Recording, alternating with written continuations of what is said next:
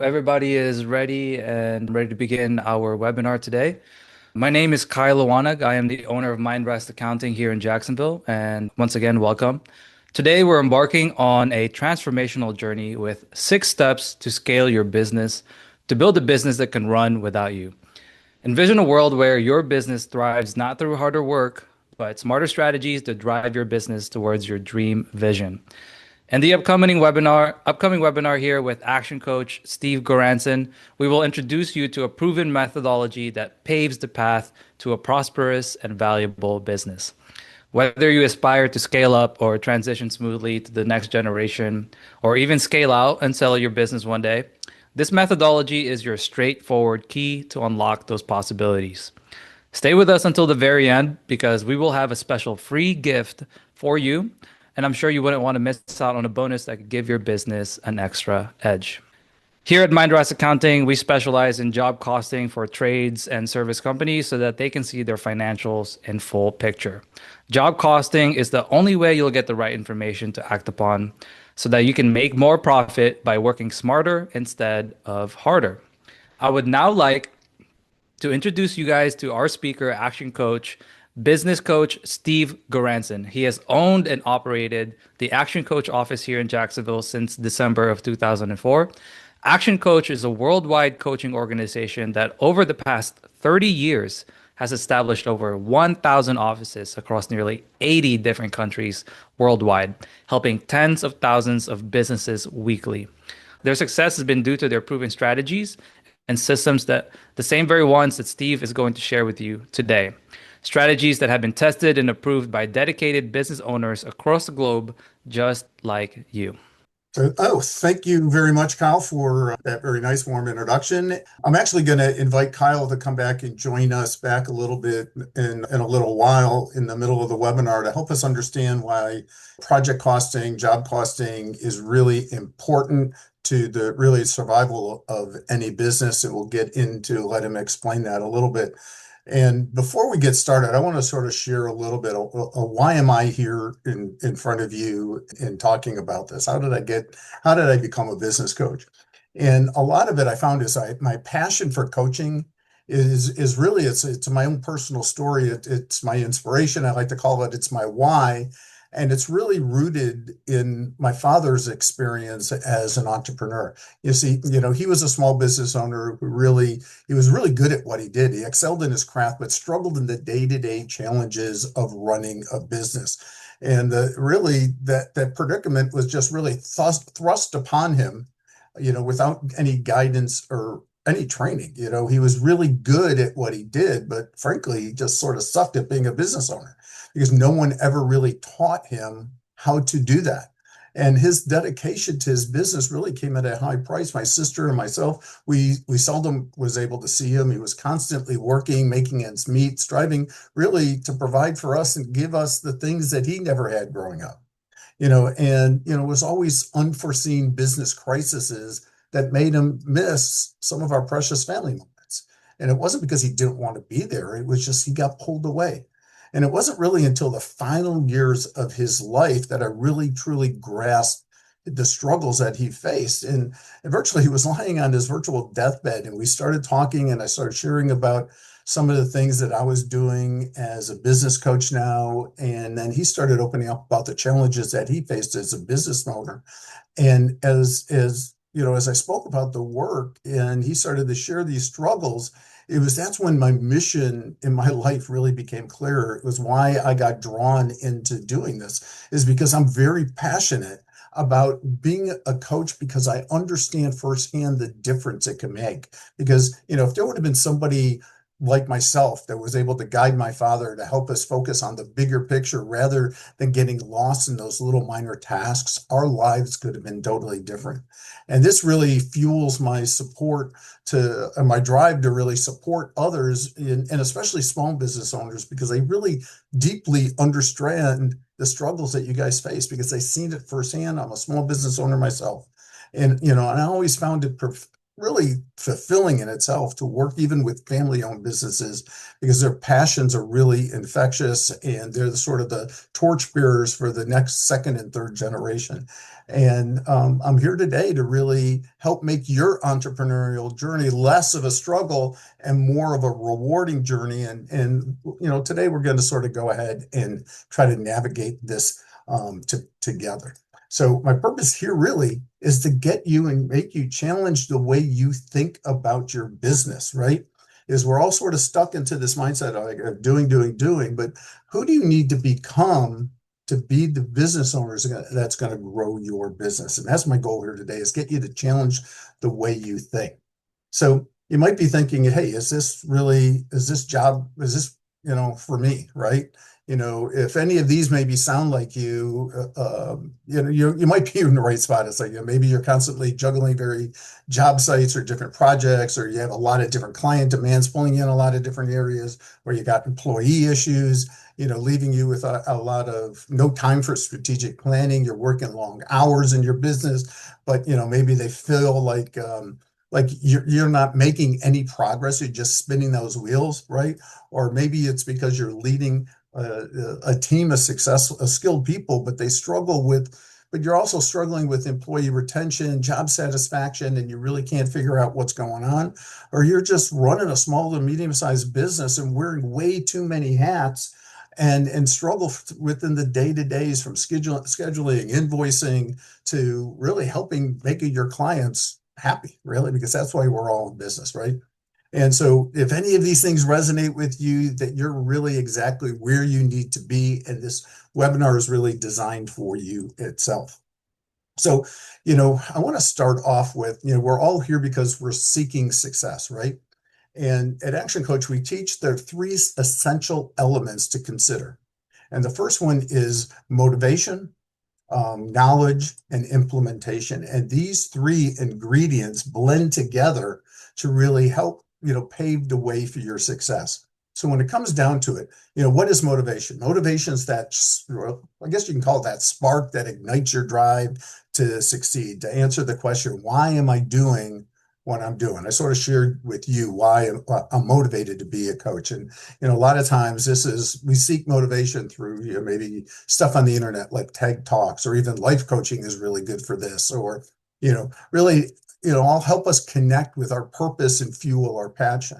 But the thing is that if we don't have but knowledge, or without the knowledge, motivation is sort of like a car without fuel. So the next step is the knowledge part, right? This is the how-to, and it's just as crucial. And this is where workshops like this, or even resources like the SBDC, the Small Business Development Council, really come in handy. They equip you with the necessary skills and know-how to be able to help grow your business. But really remember this, being motivated and knowledge, but without taking action is like owning a fancy car and never being able to drive it. I always like to say is, what happens if you motivate an idiot? You just get a motivated idiot, right? So it all comes down to how do we take our motivation or implementation and knowledge and turn that into implementation, right? This is the what and when of what we do. It brings the motivation and knowledge to life.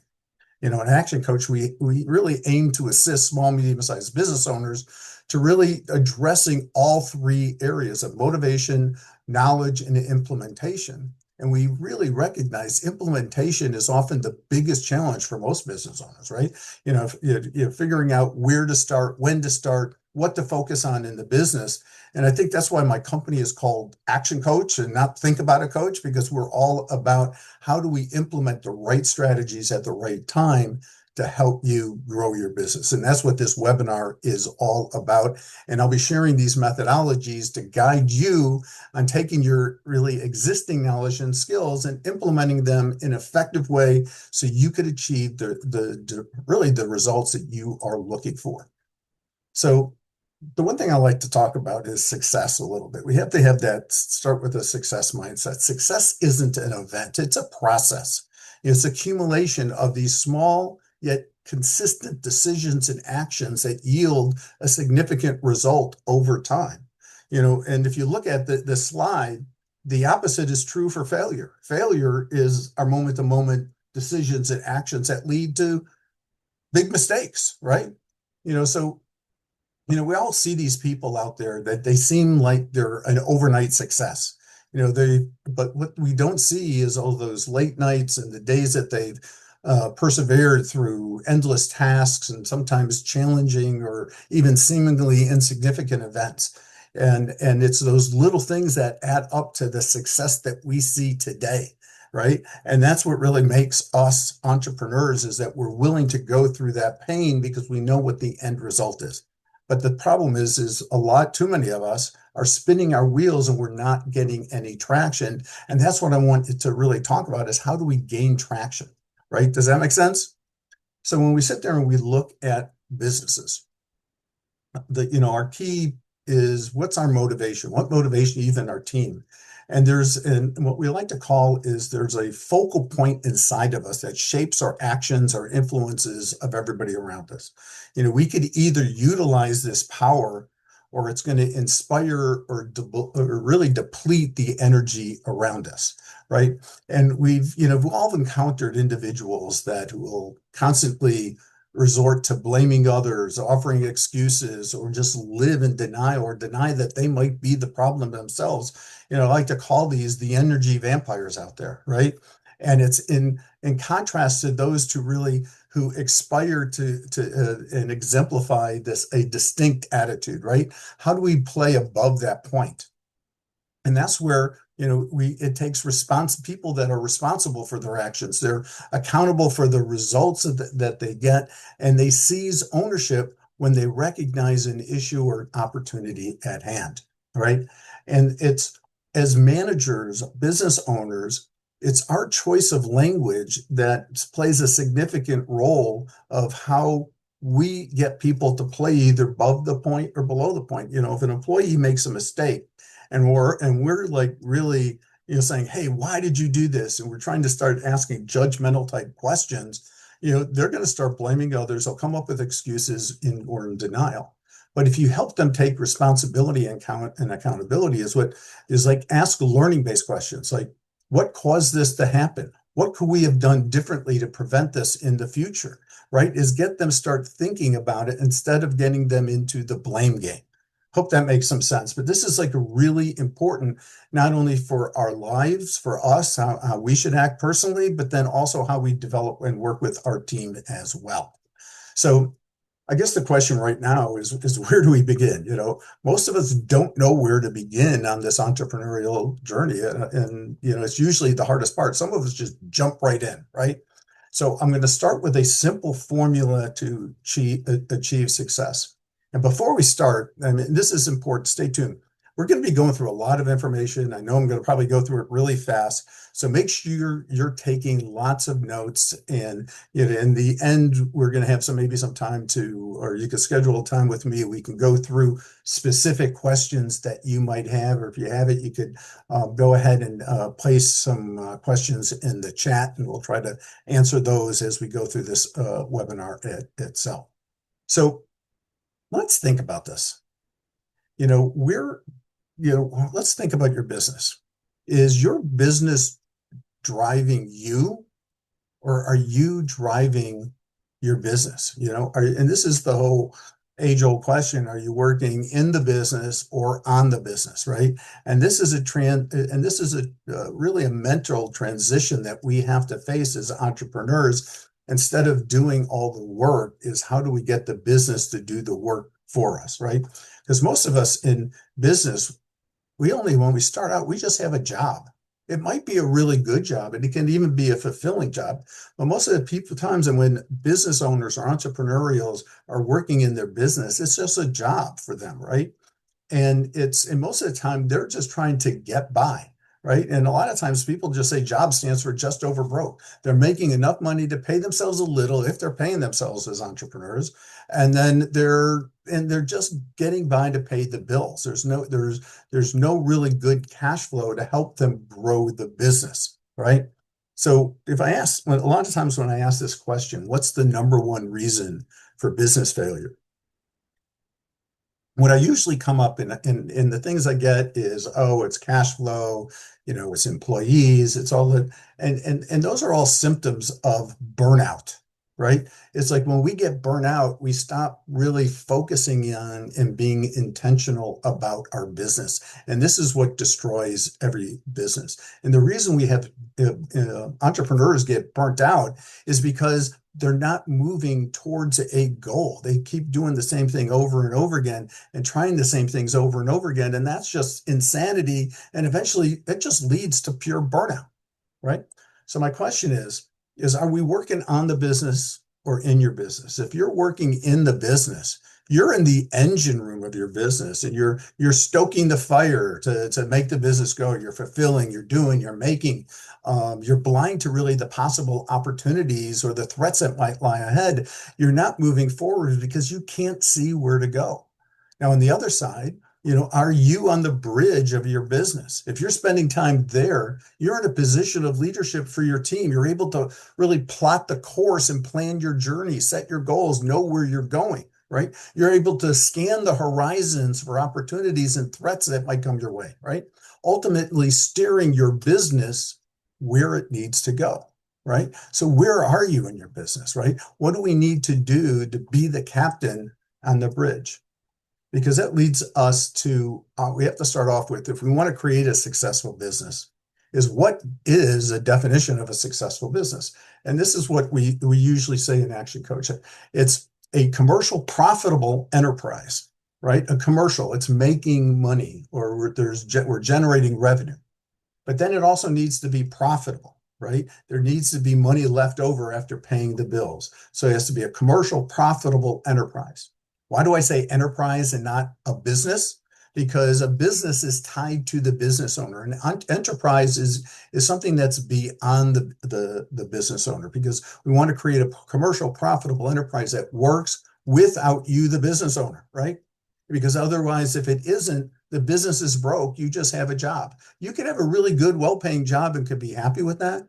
But if you have a dream of creating a business that creates value that you could give to a family member one day, or transfer it to family members, or just sell it for a value, you have to follow this roadmap, this process of what we're going to be talking about today.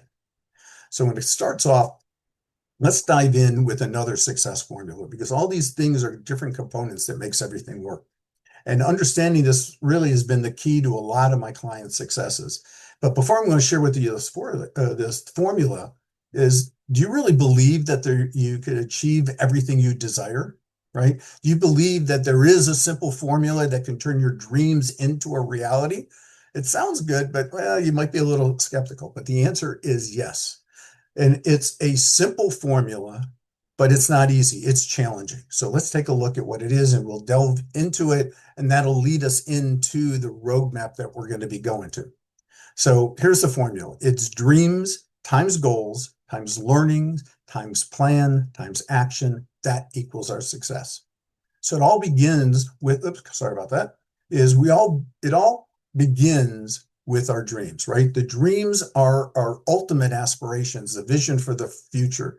This serves as a sort of our guiding star for all of our decisions in both our personal and our professional lives. And if our dreams don't excite us or even intimidate you, you need a bigger dream, right? And so the next step is, how do we turn the dreams into goals? What's the difference between a dream and a goal? It's simple. Goals have a deadline.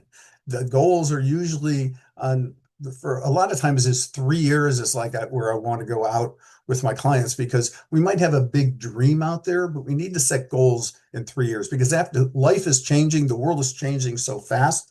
It's almost harder to set 5 and 10 years goals, especially for a small business. So, we usually work in 3 years, 1 year, in 90-day segments. But these goals direct us. They highlight our learning path, because if you don't learn, how are you going to become more? A lot of times, when we set big goals for ourselves, it's the people that know us the best, our family members, maybe our closest friends, they laugh at this goal. I said, yeah, he's really going to get there, right? Because they see us as who we are now, and they might be right. Who we are now might not be the person that's going to be able to achieve that goal.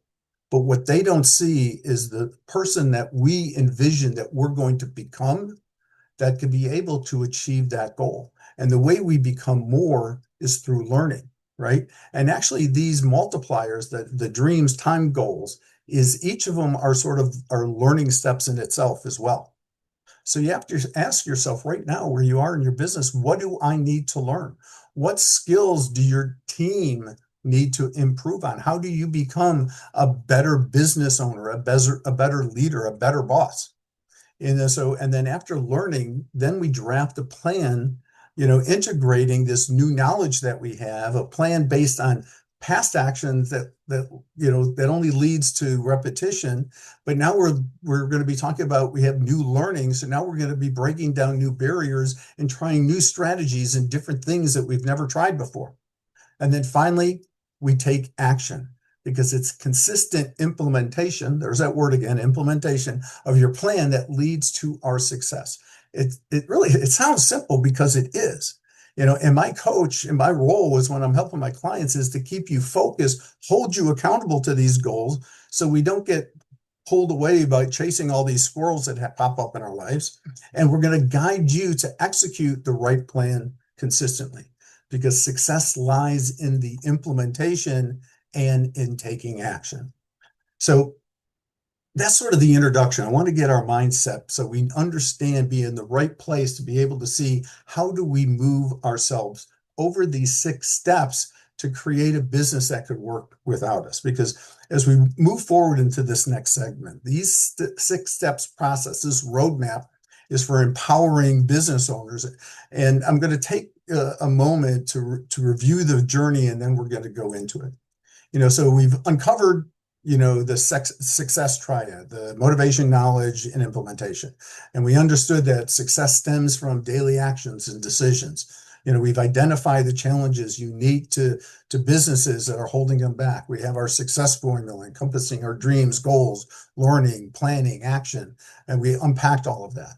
But now we're ready to transform our business into that commercial, profitable enterprise that can work without you, work without the business owner. And then it's our 6-step method. We call it the ABOSS system, the Action Coach Business Operating System. It's a roadmap, a guiding light for you guys, for your business owners. It's a blueprint for your business to create a prosperous business benefiting both you, your family, future generations, and your employees as well. But remember, each of your businesses may be at different steps depending on how long you've been in business, right? As we discuss some of the lower steps, I want you to think as if there anything that you need to maybe move back to improve in some of those areas. Because a lot of times as we're up that scale a little bit and we see all these fires popping up, it's because there's challenges that we have to fix in the foundation of our business. So today we're going to primarily focus on 4 key main areas of empowering your business and the keys to really that comprehensive program that we're doing. So it starts off with mastery. This is where you're gaining control of your time, delivering your products and service and money in the business. Then we go into niche in the marketing step. And this is where how do we stand out in the competition? How do we attract the right customers and differentiate ourselves, right? And then we go into leverage. This is about creating systems that make your business run like a well-oiled machine. And then finally, focusing on team is building a team that not only supports your vision, but actively helps you to achieve it as well. And by mastering these 4 steps, you're going to be well on your way to creating a business that's not only surviving, but thriving as well. So let's start and look at mastery. So, and take a deeper depth. This is the ultimate goal of mastery is to eradicate the chaos from our business operation. It's these fundamental stage in focusing on these 4 key areas in the mastery, which is destination mastery, time, or self-mastery, delivery, and money, right? So the first one is destination mastery. Right? This is about our goals, right? It's setting our direction for our organization. It answers the crucial questions of where am I going? How am I going to get there, right? It ties us back to earlier discussions on the dream, goal, learn, plan, success formula, right? If in your business, the biggest hurdle is often initiating a conversation about the future direction is where do I want to go instead of dealing in the day-to-day stuff. And this could bring up a lot of sensitive, even team dynamics, especially if you're a family-owned business. But but with really open dialogue, it's vital for defining and aligning your team with your business goals, get everybody moving in the right direction. So this starts with the first step in the coaching process, which we like to call is the strategic alignment, where I get business owners to step away from their business for a day and really, maybe with some key team players and get a bird's eye view of their business to really help them get direction of where they need to go. And then next we have time mastery. We can't master time. All we can do is really, it's more about self-mastery. And this pertains to productivity and the process that's going to help us focus on those small steps that are tasks that's going to lead to those big results that we have talked about, right? And it's about nurturing the culture and the competency and productivity and crucial in addressing issues like maybe professional boundaries in your businesses. But so I guess my question for you is do you have a system in place to foster this, right? We have other programs in there like our management masterclass that teaches you how to manage your team to become more productive, how to stay on tasks. Then the third is we have delivery mastery. And this ensures that your customers are consistently receiving what they need when they need it from you. And this is where most businesses really thrive. This is where they excel. This is where my dad was great at, right? But remember that the maintaining of high delivery standards can be a challenge if team conflicts and all this chaos is going on in the business. And that was what was happening with my dad. He was always focused on really making happy customers, but his team was killing him because he didn't have time or didn't know how to train them well or hire properly. And then finally, we're going into money mastery, right? And it's all about understanding and managing your financial metrics. This is where Kyle comes in and his company comes in to help you understand that, accounting is the language of business. He helps you to really translate what these numbers mean for you. And in your business, financial information is also sometimes it's collect in a select circle. It lacks transparency and sometimes misunderstanding. As I said, accounting is the language of business, and it really should be the common language understood by all members involved in the business. So it's the ability to interpret them, connect them to activities, and discuss them openly, and that can really, help make or break your business. And I think Kyle's going to try to explain some of those things when he hops on in a little bit. And then the third, I'm going to share a story. I was working with this third generation business. It was a father and son. The father actually inherited the business from the grandson or from his grandfather. And the grandfather just never taught his son about the financials of the business. And unfortunately, the grandfather passed away unexpectedly, right? He thought he was going to be running the business for many years. And the son just wasn't ready. And over the years, the business struggled financially, right? And though they did great work, but they were never really profitable, right? The son came in and he got thrown into it, and neither of them knew how to run the business. They knew how they were really good at the technical aspects of their business, but it led to burnout. To the son finally said, "Hey, I'm done with this. I don't want to be part of this anymore," right? And then, mastery this is a challenging stage. It often navigating through trial and error, but it's essentially in laying the foundation for your business and helping you navigate it's the unique complexities that come from running a scalable business. And that's what we're trying to do. So when we're going in there and we're talking about money mastery, this is something that's important to understand. One of the biggest problems that most businesses do to get business is they discount themselves. And they don't realize what they're doing to the cash flow of their business. I'm going to give you a couple of really good examples in here. So one, if we look at this chart across the top, these are our profit margins. And let's say our current profit margin is at 30%. So what would happen if we go ahead and say, hey, we're going to discount our prices by 10%? When we do that, that's telling us, if you sit there and you look at where this graph comes together, it's telling us that we have to sell 50% more to be able to stay at the same margin. So when you're discounting, you're taking away the profitability in there. Now let's flip this on the other side. What happens if we increase our prices, right? So now let's take a look at the same example. So we have margins at 30% and we increase our prices by 10%. Now what's happening is that we can actually sell 25% less and still be at the same margins. This is all about working smarter and not harder, right? And that's what we're all about. And that's why we feel like we're spinning our wheels and we're implementing all these, getting new customers are coming back on, but there's not helping the cash flow of our business, right? Does that make sense?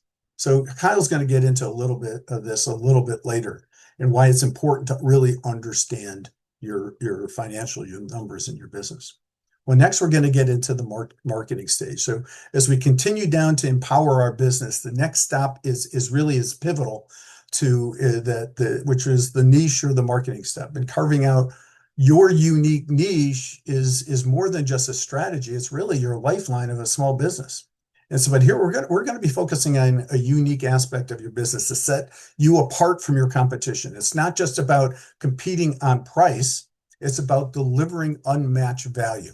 Is because people will say that the reason that they went with somebody else is because of price, and that's the easy way out, right? But people, if you think about it, there's people in your industry that are spending a lot more for your services than they are with you, right? It's because they find value in the other company that they're working with. So we need to understand what value is important to our customers and how do we provide that, right? I could spend hours just diving into this, but maybe doing another workshop and down that in the future. But what we're going to focus on here is breaking marketing down to 5 easy components that's really important to really that drive the profitability. Because marketing isn't just about getting leads, it isn't just about getting customers. It's about how do I get profitable customers into my business, right? And at the end of this section, you're going to find and understand really how effective marketing directly contributes to your bottom line. So let's get ready to unlock this. So the question is, how many of you have customers tell you that, that they purchase on price, right? And that's not true. Like I said before, they will, you never lost a sale on price is they didn't perceive there was enough value for the price that you were suggesting, right? And so let's go ahead and let's take a closer look at this. So when it comes to niche, it's all about understanding what's your unique selling proposition. What makes you different than your competition, right? One of the things that we do within that strategic alignment was we pull it out of your head is what is it that your customers want? What is it that they don't want? Because if you understand why they're unhappy with their current service provider, you can now let them know that these are the systems that you now have in place to be able to solve these problems for you. And then the second one is having a guarantee. I was working with this one general contractor and we were going through his things and I said, it's like, what is your customer's biggest fear? And they said cost overruns, right? And the project's taking a lot longer than what we said it would. And so we sat down and he says, all right, we're going to offer an on-time, on-budget guarantee, right? He even trademarked that for his company, right? And then it was like, all right, how are we going to get it done? He goes, I have no idea, but that's what we strive for. So then we went in and we started creating the guarantee came first, and now we developed the systems to make sure that we can deliver on that guarantee. Does that make sense? All right, so we could talk about that if you want to at a later point. So when it comes down to is we have to differentiate ourselves. If you look at all these rocks, which rock is different? Every rock is different, but there's only one rock that stands out, right? So how do we not only differentiate ourselves from our competition, but we need to come up with strategies to make us stand out from that competition, right? And I don't know, Kyle, might not like it, but I'm not going to put him in this category here on this next slide that I'm going to be talking about, where it says that most accountants look at sales and marketing as an expense. Why? Because they're looking at the P&L, and that's where it shows up on the P&L, right, Kyle? Right.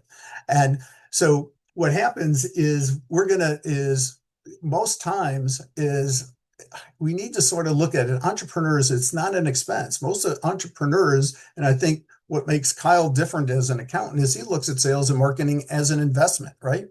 But why do some marketing programs work and some don't? And it's really simple, is they know that for every dollar that goes out, more dollars need to come in.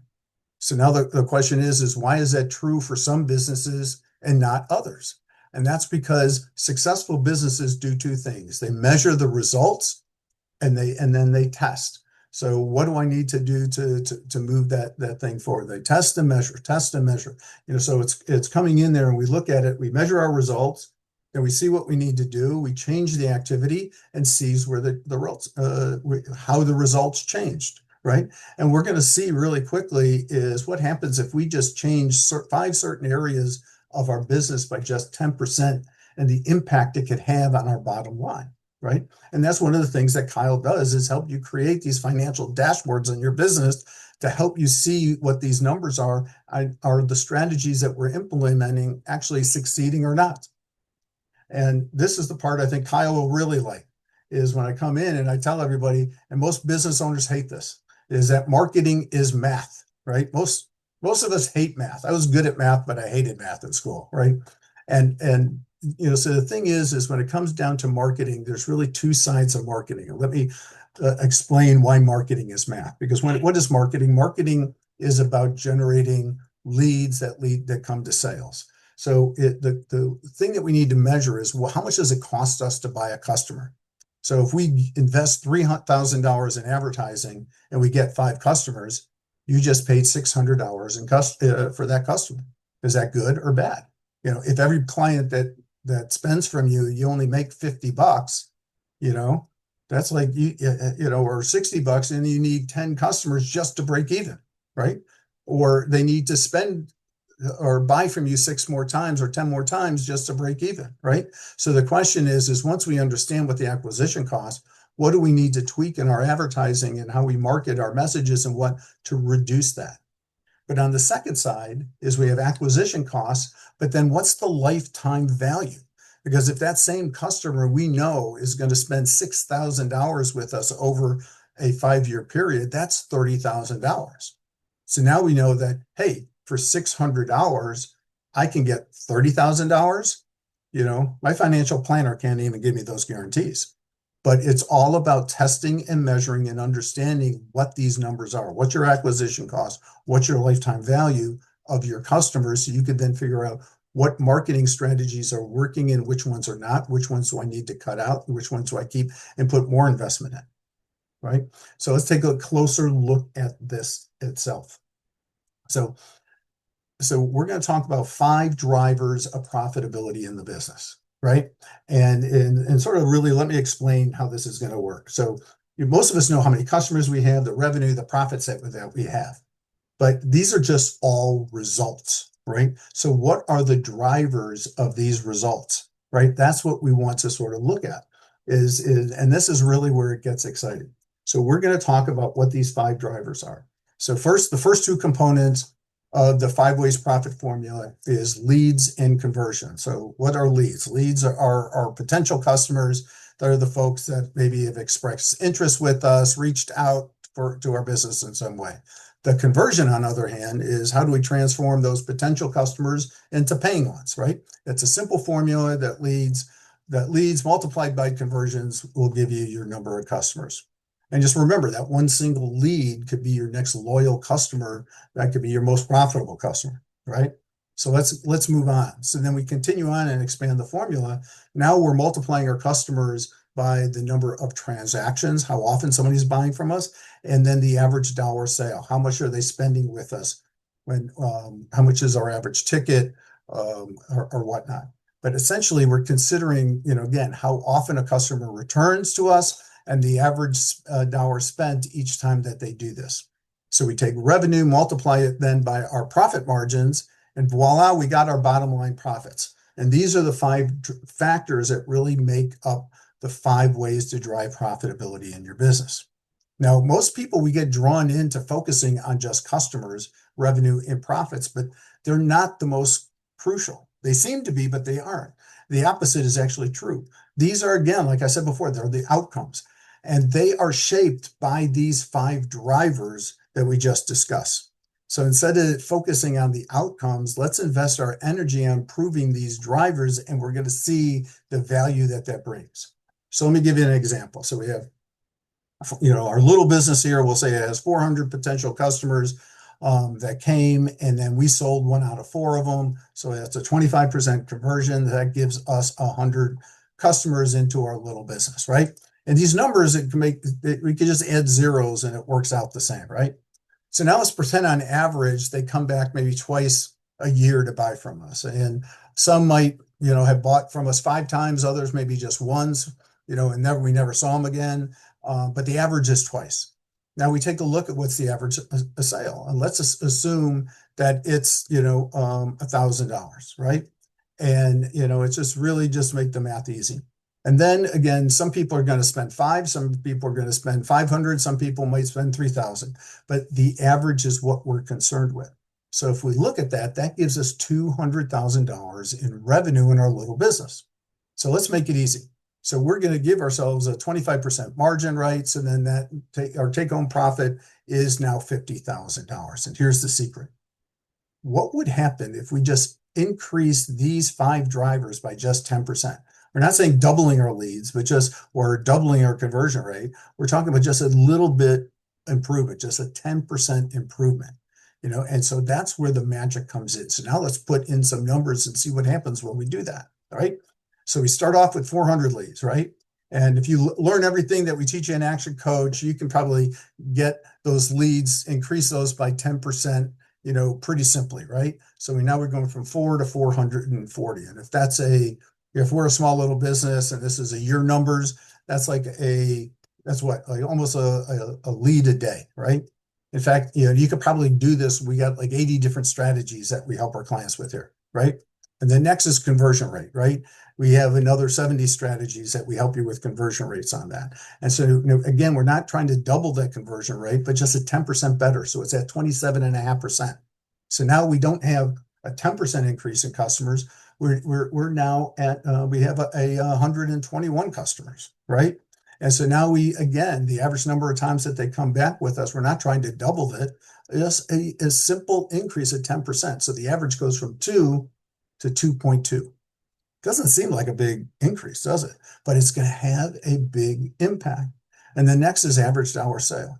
If you start measuring your average dollar sale, I guarantee you are going to increase right now by just 10%, because what gets measured gets improved.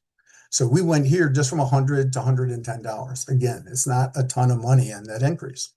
And then finally, we're going to work on different profit margin strategies. So one is first looking at what type of marketing strategies and how much money we're spending in strategies that don't work. If we cut that out, that goes straight to the bottom line, right? So now our margins are now increased by 10% and they're at 27.5%. But just that 10% increase in these 5 areas, we go from $50,000 to $80,000 in profit. That's a 61% improvement in your bottom line, just working these 5 areas, just a 10% increase.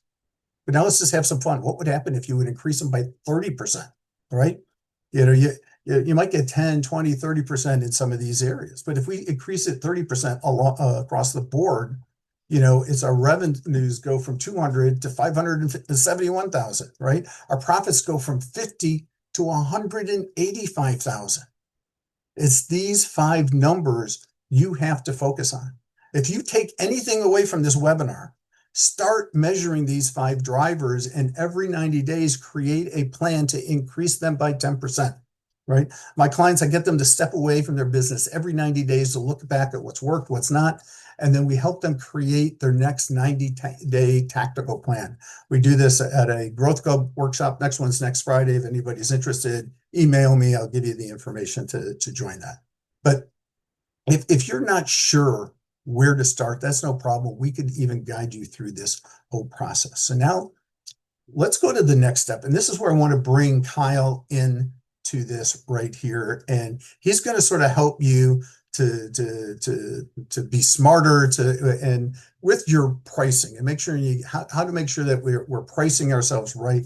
And we have lots of different businesses here, but the concepts can be applied whether you're a contractor or a lawyer or a retailer. He's just going to, I think, use a construction example in here, but the systems and the logic is all the same.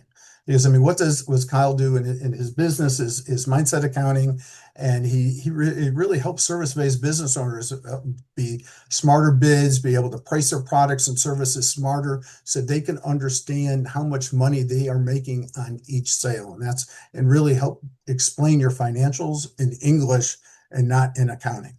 And so I'm going to turn that over to Kyle right now, and let's go ahead and take it over there, Kyle. All right. Well, thank you, Steve.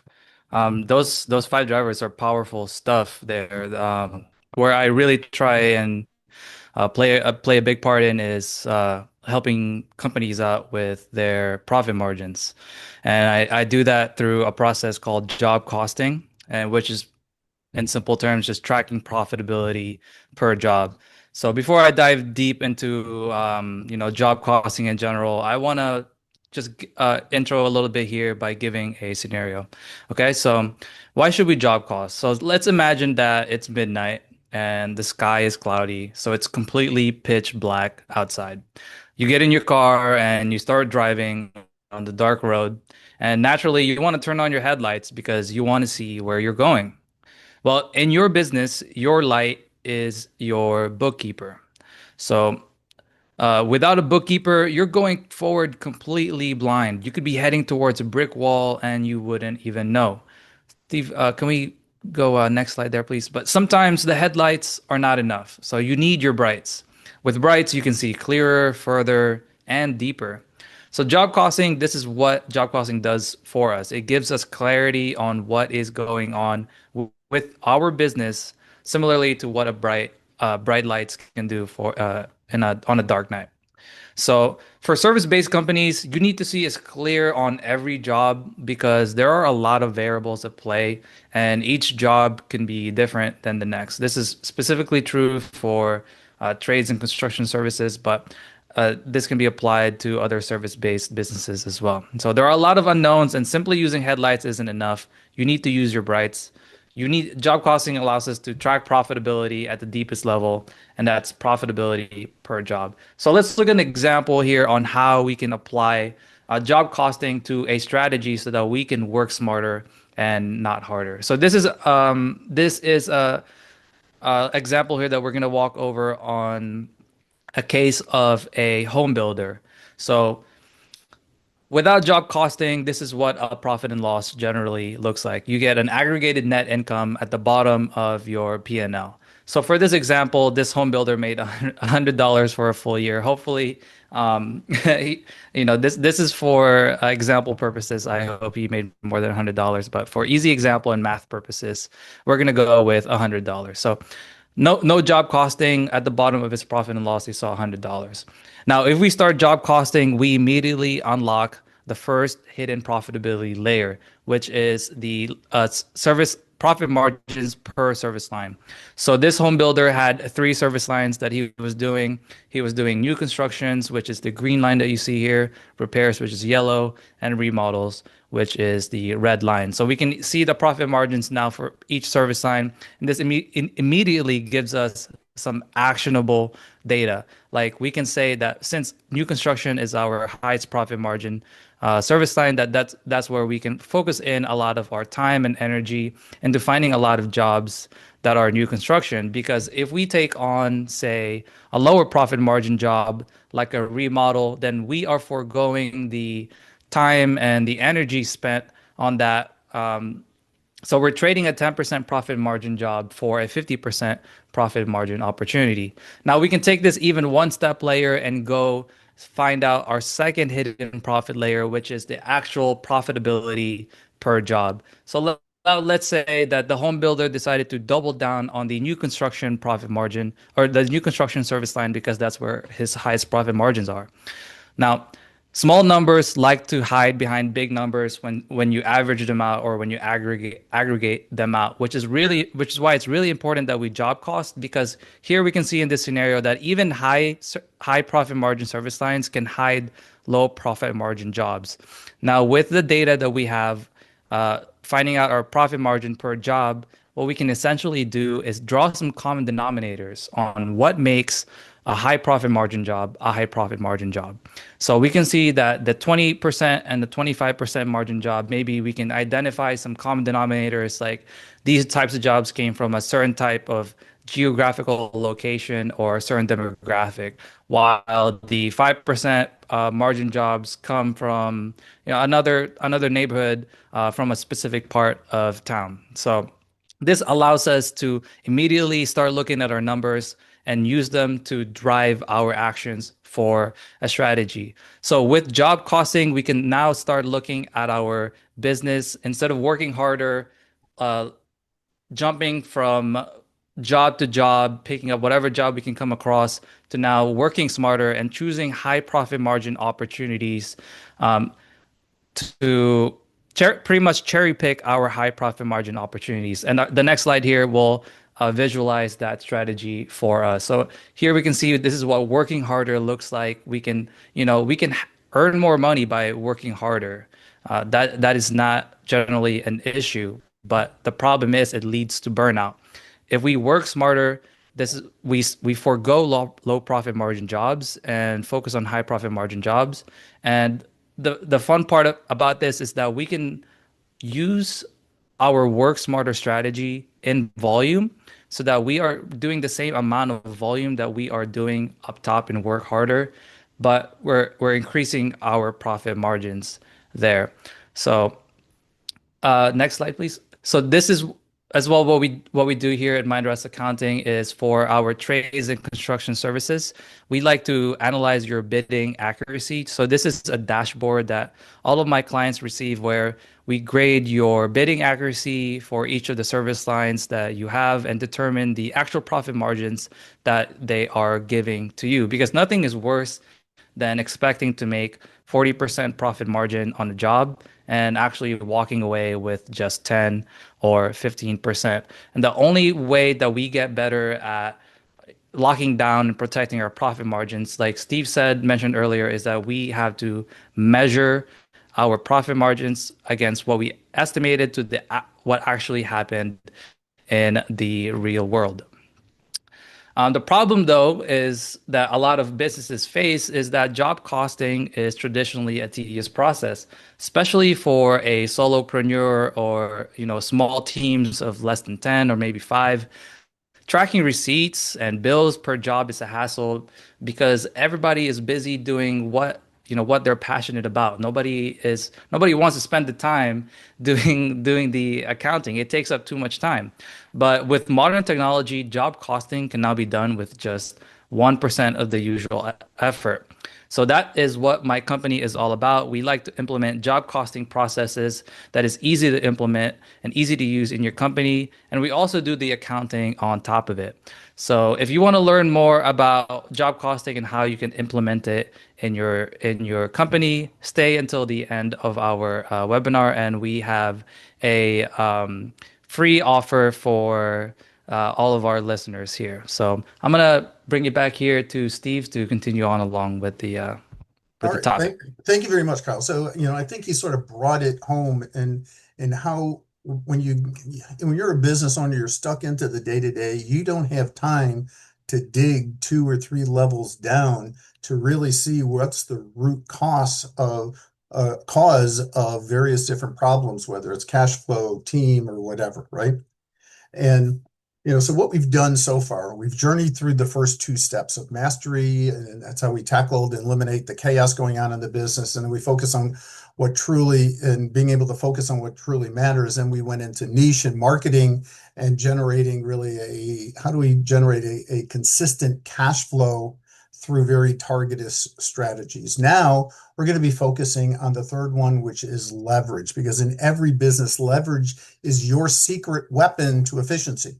It's about creating systems that get you to work like a well-oiled machine, allowing you to focus on growth rather than getting bogged down in the daily tasks. Systems help you to really define the roles within your team, ensuring that everyone is aligned and working towards the same common goals. And this is really crucial for transforming your business into that commercial profitable enterprise that can operate smoothly and efficiently without you, right? Without that, you have to become the superhero and the problem solver. Everybody keeps coming to you to figure out what to do next, right?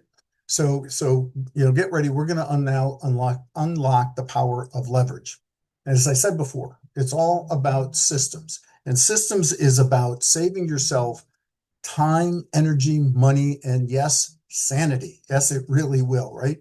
And effective and efficient systems, there's really 9 steps. And we'll sort of go through these quickly just to give you the idea and the process that really entails to create a really good system, right? So when we sit down and we look at it, and then systematizing any business, we're going to follow these 9 steps. And this methodology is designed not only to ensure a steady cash flow and efficiency in your operations, but it's also provide this stability to free up your valuable time. And that's why it's so important, right? So we're going to now begin with crafting. When we're creating a system, we start with vision, mission, and culture. And now you're all probably wondering, what does this have to do with the system, right? Because they serve as the guiding principles in your business's North Star. This is what our systems are going to help us to be able to get to and develop, right? They infuse meaning and directions into the system, ensuring that everybody's aligned with the core values and the goals of the business. Having a strong culture can then also reduce turnover. It also, the benefit is it starts attracting the best people in your industry to want to come work for you. And most importantly, it's going to help you increase the efficiency and profitability, right? And so next, we start with SMART goals. This is about helping you align the systems and keeping them focused and effective.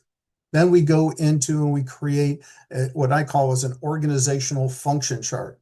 Unlike those traditional org charts that we see that's all focused on people, this one zeroes in on the functions of the business. It really pinpoints key roles for your business, and aligning each of these roles with the goals, cultures, and missions and vision of each of the business. Then we get into positional contracts. This outlines the responsibilities and expected outcomes of each role within that function chart, right? This speeds up your business growth because everybody understands their role and the impact it has on the business. These agreements go beyond job description and really provide clarity and unity of purpose. Everybody should know that when they do a good job, it's not because they do these things, it's because by doing those things, they bring this value to the company itself, to your business. So this is where we maybe introduce for each position key performance indicators, KPIs. You might have heard them. I like to call them key predictive indicators. These are by this we could predict the results for each of our employees, and this helps us track if each role is on track towards achieving their goals. And then now finally we get to those how-to systems and the management systems for productivity control. And one of the things that we do is we offer a 12-week management masterclass training program designed to help you or your managers implement this management system that really fosters a more competent and productive team within that. And the thing that you have to understand is each of these steps are interconnected, contributing to a greater massive results. Skipping can tend to lead to chaos and really unwanted problems that will pop up in the business. And this is really even especially true with a family business too. And as your coach, my role is really to guide you through this process and help you visualize the bigger picture. And this doesn't happen overnight. It's a process itself. And again, these are some of the things that we do in that strategic alignment workshop. And it's a 4 half days workshops that really help you get all this up. It's like a boot camp for your business, if you will. So now we go into, we've delve deeper into systematizing your business. And the powerful realization, really, what happens is you realize that you're not just running your business, it's your team, right? You can't grow your business, your team does. And this is where, on team stage, this is where we start looking for our A team, our dream team, if you will. And it really starts with this process right here. It's in a small business, it's common to see the business owner wearing multiple hats, constantly spinning their wheels, often leading to exhaustion and inefficiency, or what we talked about earlier, burnout, right? And this is what we call as the circle of success model. And it presents a more effective, stable approach for managing a business. Because a lot of times a business owner starts and they're working in the business, and when they run out of time and things start falling through the cracks, they hire a team to fill in the blanks, right? And what happens is no one's job is responsible for focusing on the customer. So with this process, your job as a manager, leader, business owner is your primary goal is to empower your team. Empowerment comes from setting clear goals, establishing efficient systems that we just talked about, providing necessary training, ensuring that they're getting the right pay, the right benefits, right? And in supporting your team, we equip them with the right tools, the right mindset, and then it's their responsibility to support your customers, right? Our team then play a crucial role in being the problem solvers for your company, delivering your business products and services in a way that enhances the lives of the business. You're not the superhero where everybody comes to solve the problems. It's your team, right? And then our satisfied customers, in turn, they become ambassadors for our business. They support us through their obvious loyalty, paying us, the referrals that they get, and then ultimately contributing to our business's growth and sustainability. And finally, the business itself supports you, your team, and even your family members. And by offering by offering you guys the time and financial freedom to live fulfilling lives outside the business, because your business shouldn't be your life. Your business should give you more life. It's focusing if you're focusing your time in the business, you're just spinning your wheels and gaining no tractions. So the question is what systems and processes do you have in place to support your team?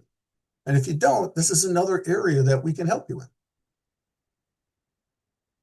So what are the keys to a winning team? So let's see how do we take a look at that. So, our team is the backbone that's going to grow our business, not us, as I said. So the number one is strong leadership. It starts with you. It's especially crucial in family businesses. And if you set the vision that inspires and motivates your team members to give their best while balancing the complexities of the team relationships and so on. The key there is a common goal, that one transcends the money of the business, right?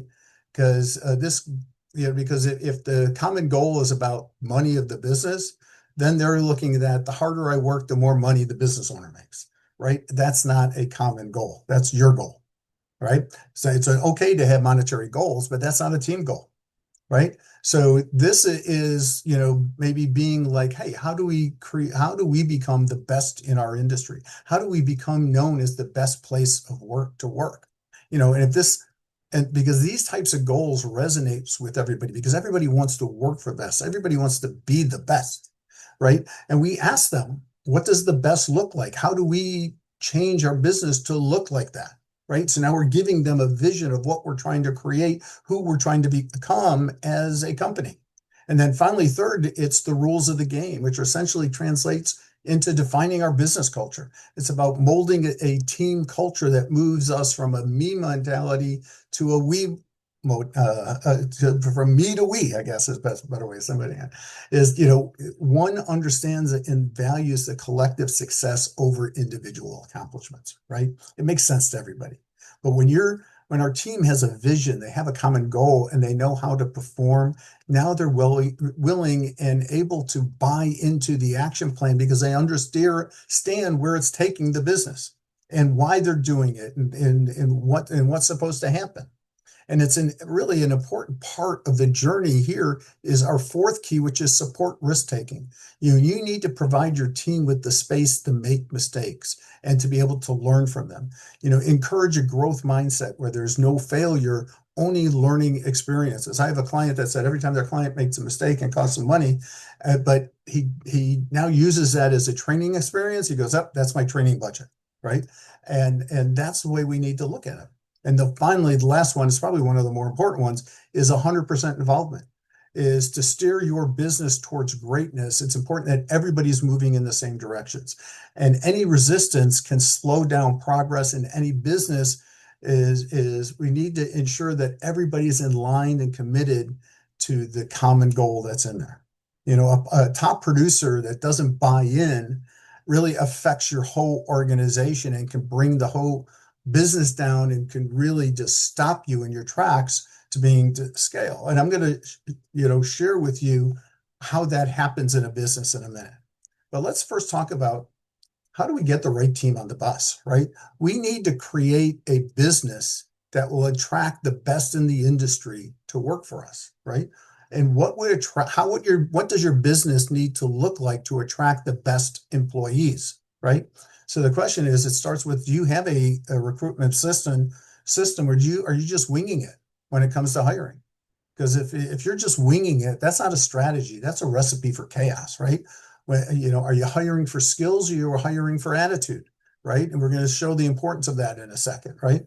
And our clients, they use a variety of different behavioral assessments that sort of look at each candidate's communication style, their key motivators, how they think. And you can compare that to the best people in your company and understand who you're hiring before you're hiring them. And are they going to be a good fit for your team, right? And when it comes to developing a team, we need to create team engagement, right? We don't want, training usually is just transactional. You learn this to do that. Engagement can't be trained. So what is engagement?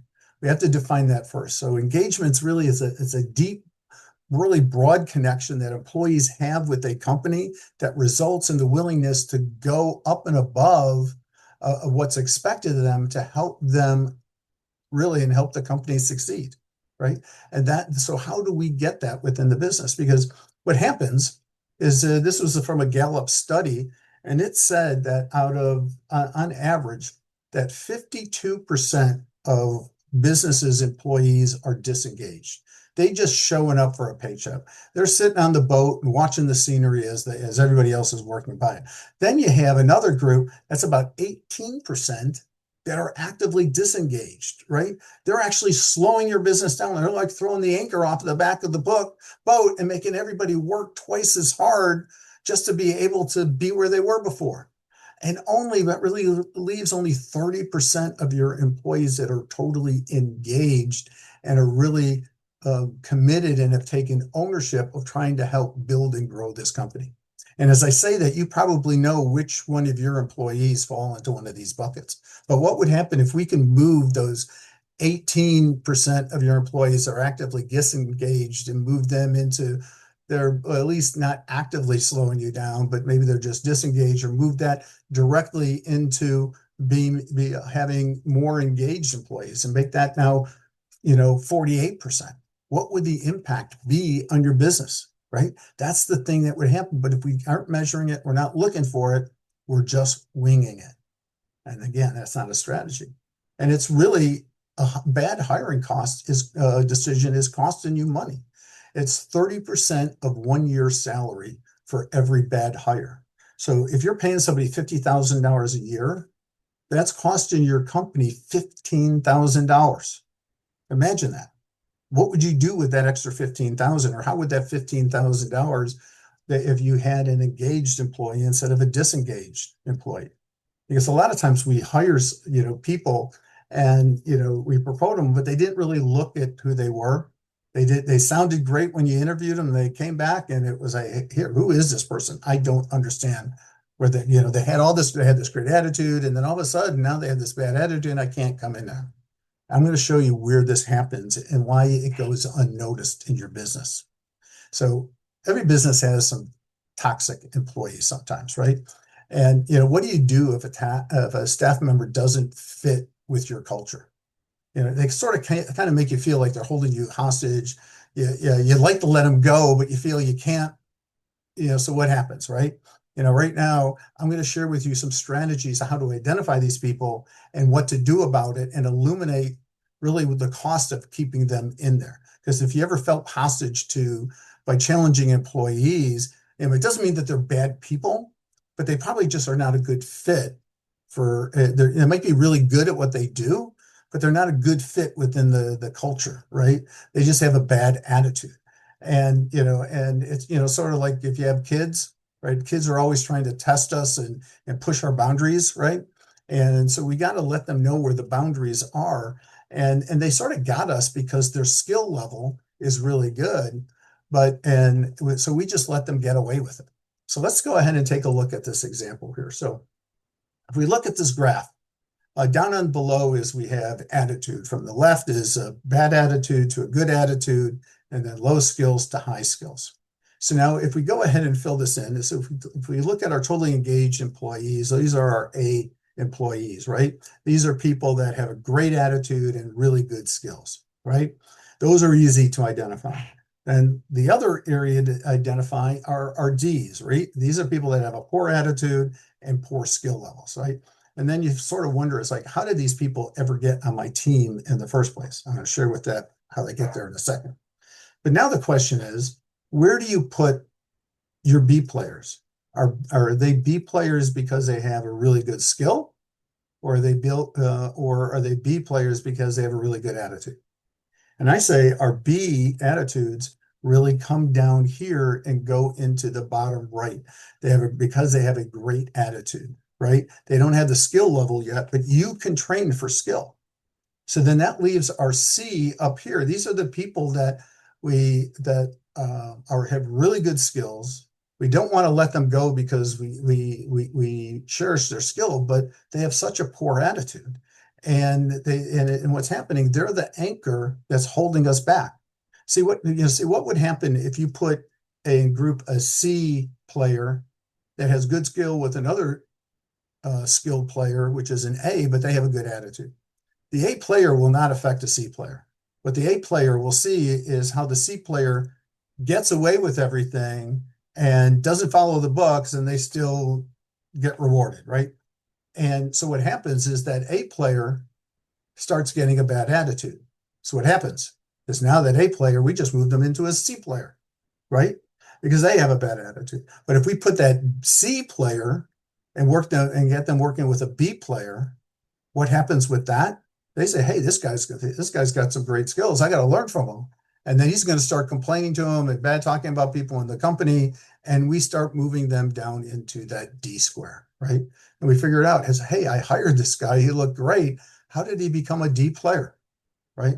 That's the cost of that C player. And what happens is when we let go of that C player, everybody around us is going to be relieved. They're going to say, what took you so long? And what happens is everybody gets energized and they step up and really fill in the gap. It's amazing what I've seen from teams. It's the hardest decision for a business owner to make the first time, but once they see it and do it, they understand the benefit it has for the team. So I hope that helps you a little bit in itself. So right now, let's just wrap this up a little bit. So we revisited the steps so far that we've covered. Remember, this is a sequential process. We can't skipping steps because it leads to chaos. But so imagine we started marketing aggressively and attracting a bunch of leads before we achieving mastery. Before we really achieved and mastered our time, our delivery, and our financials. We could actually sell ourselves into a crisis. I've seen businesses sell themselves into bankruptcy because they weren't pricing themselves properly, right? And all these unexpected fires start to pop up because we're not addressing issues on these core levels. And this is why having really an external perspective in your business is really invaluable.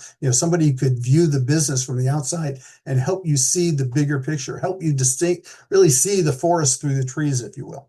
So first we aim for stability in your business through mastery, then we kick it up through targeted marketing. And following that is we start to instill leverage by creating systems within the business. This is the roadmap that you need to follow. Then we recruit the right employees to run these systems effectively. But in order to prevent the hiccups and ensure your business is really striving in the long run, that's why we have to go through these processes. So now we aim to really transform your business into a growing, self-sustaining entity. Yep, you heard it right? At this point, your business is running independently without the founder, right? Now you could think, maybe about expanding your business and maybe opening more locations around the city, state, country, even internationally, if that's what you want. But it doesn't really make a difference where it is. It's what you want to achieve, the growth that you desire. So, but the important thing to know is that you've now built a valuable business that not only sustains you, your employees, and your family, but also has a considerable appeal for potential buyers down the road, whether you want to sell in 5 years, 10 years, or 20 years down the road, right? You've established a legacy that could be carried on even if you're not at the helm there. So now we've gone into the deep essentials of our strategic roadmap, our strategic business model, right? You've witnessed the importance of each step and the accumulative effect that we've had on there. This journey isn't about rushing through, but rather building one block at a time. By focusing on team building and engagement, you invest in reclaiming your precious time, right? And this reclaimed time isn't just to add an extra leisure hour, but it's a driving force that's going to allow you to now work on the business to afford better systems, a capable team, and ultimately build that business that thrives independently and requires less of your direct intervention. So picture this.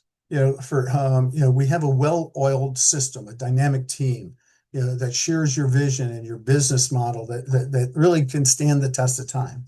What would that mean for you? More time to enjoy life, less time drowning in the operations of the business, certainly. If you leverage your resources optimally and undoubtedly you start generating more income. With a robust understanding of the mastery, your basic business, you're now equipped to put out fewer fires instead, and now it's focus on being proactive in your business. Your business is now has a positive trajectory, right? All these incremental improvements don't just result in a successful business, but really prepare you for how would I say this, a crucial crossroad, and which is either succession, turning it over to somebody, or selling your business.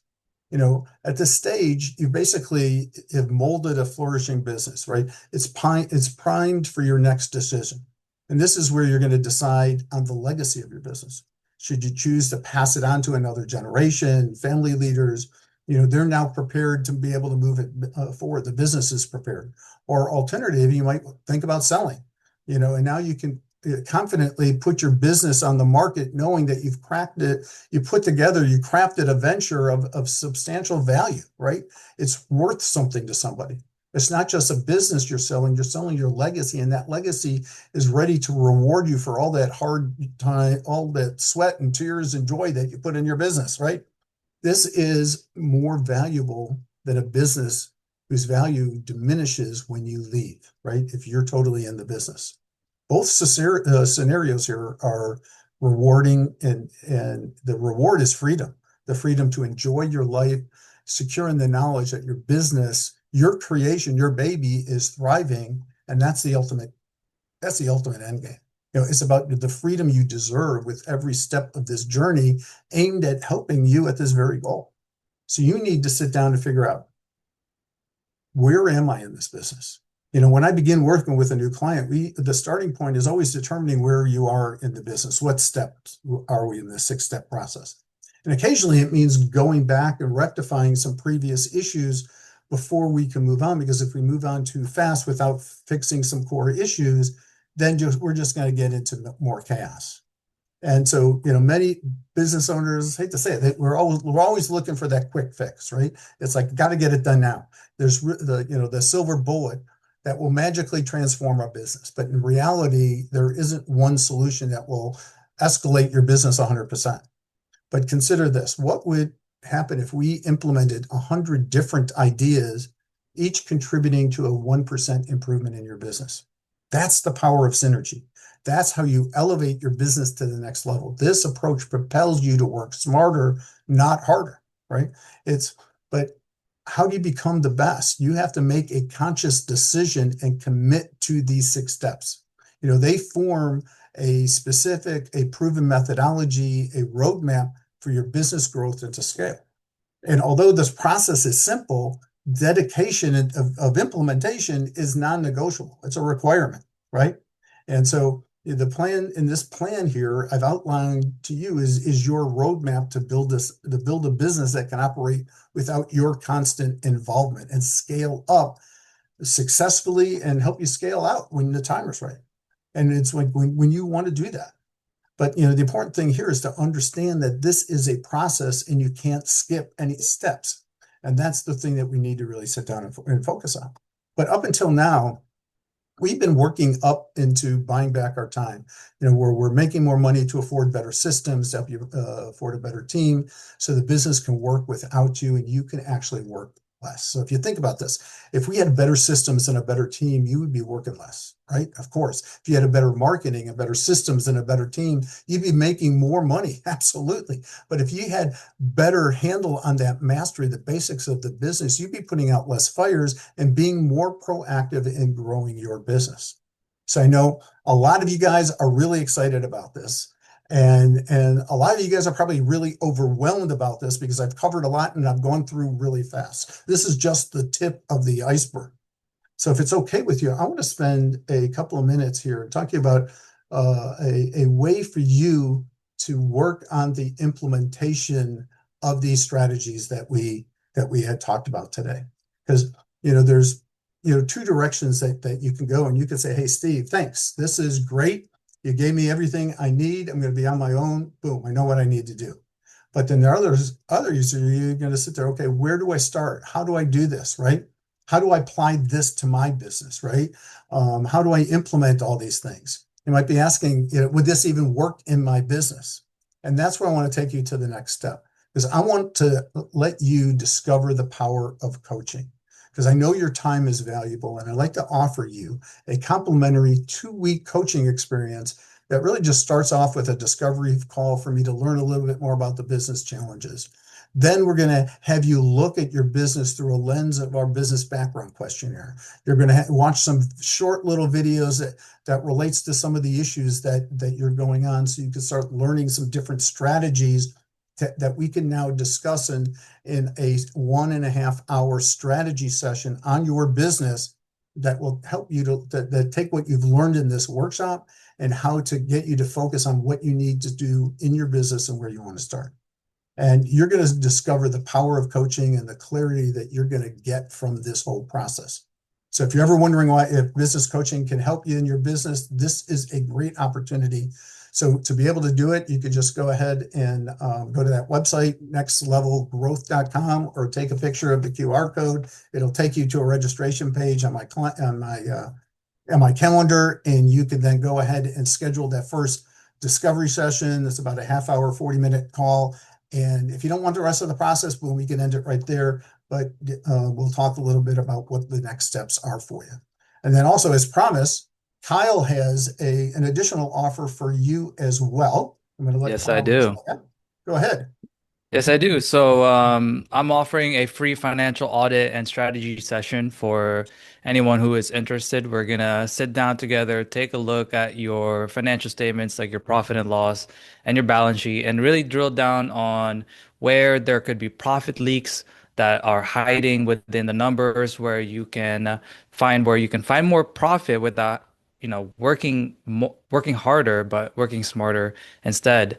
And on top of that, I'm also offering after our audit and strategy session, I'm going to be walking you through on how to implement a job costing process into your company so that you can start tracking your profitability per job as well. So you can get that information at the link here at mindrestaccounting.com/schedule, or scan the QR code there as well. Again. So we really thank you for to really coming here and joining us today, and really how to really understand the roadmap that we have placed in front of you to be able to generate a business that can work without you, that can be a more valuable and more sellable business, that can give you passive income when you're ready to slow down in your business, or be able to help you to scale up to grow it even to bigger things. The roadmap is designed to fit within your goals and your plans, and it works for over the 10,000 different business action coaches every single week. So again, we have the information up in there on the screen for how you can connect to either one of us. So go ahead and schedule that time. These are free, valuable sessions that will help you in your business, help you to take you where you are now and apply these strategies that you learned here today. I want to thank Kyle and his company for sponsoring this webinar, Thanks, and Steve. hopefully we'll be able to work together to join you with and really help you come up better business strategies, and learn some more about business to be able to grow a more profitable business that can work without you. All right, everybody, have a great night.